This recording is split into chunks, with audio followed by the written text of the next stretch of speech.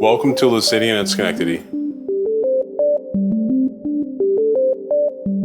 So when looking at applications such as submarines, nuclear reactors, we have to rigorously test the materials in different environments to prove that they are safe for the end user.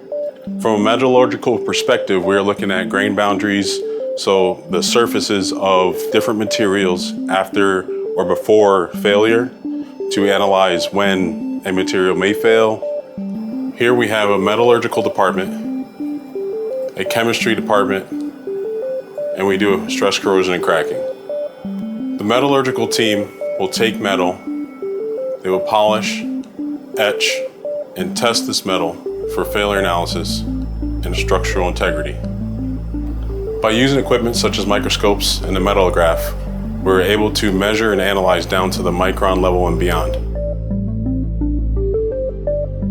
The chemistry department is able to assist the metallurgical team by taking particles from materials that may have failed and can analyze them down to the molecular level. Our chemistry department is able to utilize technology such as the IC, the ICP, the FTIR, and thermal analysis. Finally, we have something unique here at Schenectady. We own and operate the largest stress corrosion and cracking facility in the world.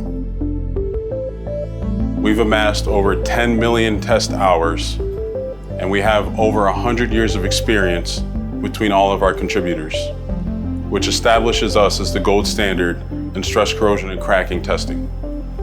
SEC testing usually comprises of using a stainless steel vessel, simulating a pressure reactor, in which we then add a specimen, and we are adding continuous stress to the specimen. We add high temperature and high pressure during our experiments to simulate the passage of time to predict the susceptibility of the materials that we are testing.